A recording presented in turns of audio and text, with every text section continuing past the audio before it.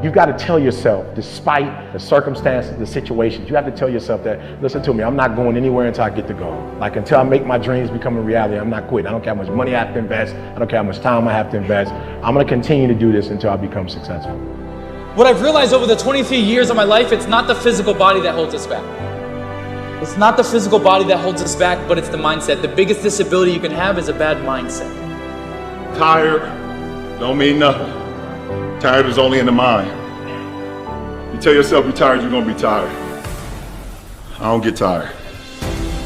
While all my friends and people who I knew were out drinking and partying and enjoying life, what was I doing? Running fucking 10 miles down the road in the fucking rain or killing myself in a boxing gym. And then people say to me, you know what, you're lucky.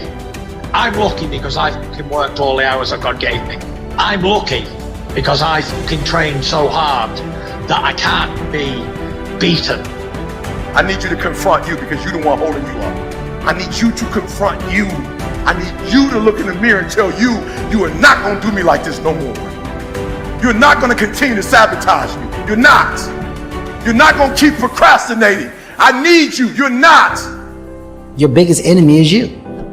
People don't understand it's you against you. The only person that gets in your way is you. Nobody else. It's you. I was a soft kid. I was sensitive, I cry easily, and I would be scared to fist fight.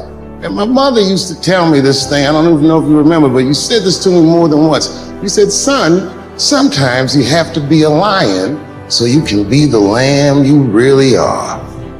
You should be a monster. You know, because everyone says, well, you should be harmless. You know, you don't want to be too aggressive. You don't want to be too assertive. You want to take a back seat and all of that. It's like, no. You should be a monster, an absolute monster, and then you should learn how to control it. Those who have swords and know how to use them, but keep them sheathed, will inherit the world. The only person that can hurt me is a friend. You have to be careful of your friend more so than people that you may think is your enemy. Everybody you fight is not your enemy, and anybody that helps you is not your friend. As a child, my parents always told me you could be whatever you want to be. You could do whatever you want to do. He who says he can and he who says he can't are both usually right. You will have good days and you'll have bad days, but you will always learn something more or something new on bad days than good days. It's okay to be unbalanced for a while. It's okay. Don't be all this stuff people say, you gotta be balanced. To be the best in the world at what you do, you have to be unbalanced to find every bit of energy and strength that you have to pull it off. Then you get balanced once you become great. And it takes being obsessed to where people think you're crazy. Small minds discuss other people, gossip. Good minds discuss events. Great minds discuss ideas. I stand before you without arms and legs, but a very strong man because of the bad days in my life. Unless you know three things. Number one, who are you and what your value is? Number two, what is your purpose here in life? And number three, what is your destiny when you're done here? If you don't know the answers of any of those three questions, you're more disabled than I. There is a difference between passion and obsession. When you're passionate, everybody cheers you on. Oh, you found your passion? Awesome. Follow your passion. Live with passion. When you're obsessed, they're like, why you gotta be so crazy? Why do you always gotta get things so perfect? Why do you spend so much time? When you're obsessed, people think you're nuts. If no one thinks you're crazy, you're not yet operating to the outer limits of your potential. Go after your dreams, right? Go after it. I never compromised that. I never allowed anybody to tell me what I was capable of accomplishing. I never let anybody tell me that I can't do. I'm not afraid to fail. I'm not afraid to fall over, make a mistake. That oftentimes cripples people on the onset of getting into anything. The best way to contend with problems, with issues, with adversity is action, is by taking action. The more you sit and the more you wait and the more time you spend with that adversity, with the upper hand inside your head, the worse it's going to get. Once something's important to you, it never leaves your mind. If you always dreamt about being a singer-songwriter and you never did it, you will be haunted by that at the age of 70 because it's still right here, stored in the back of your mind. It's something that's meant for you, that's trying to call to you. You see, your dreams, you either pursue them or they fucking haunt you.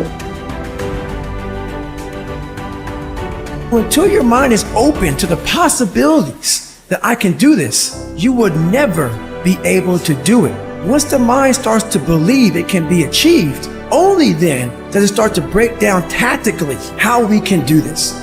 If you look at the greats in anything that, in any walk of life, the greats do things when they don't always want to.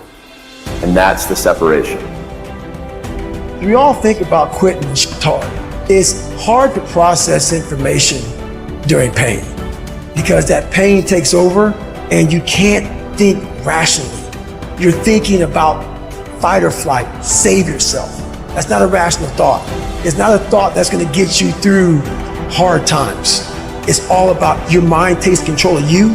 You have to say, you, I run this motherfucker. You need to make it a habit to start every fucking day validating yourself, cheering for yourself, because life is a marathon.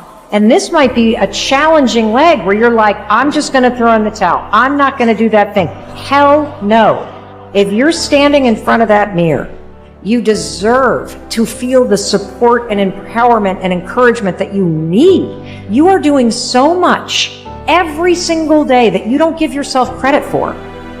When you invest in something and you hustle and you work for something, you got a different type of attachment to it. You're going to have a cold day in hell for somebody to try to take this from you. We live by this, we die by this. We don't surrender, we don't retreat. Effort is isolated. The reason why effort is isolated is because nobody can dictate. Effort is 100% in the mind.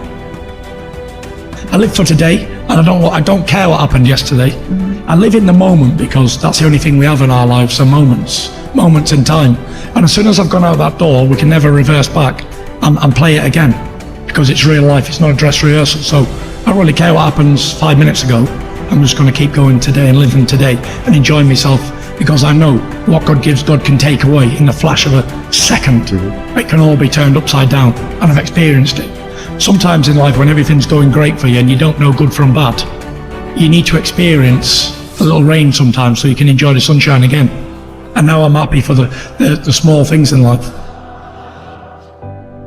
Do you realize that every day you thought you wasn't gonna make it?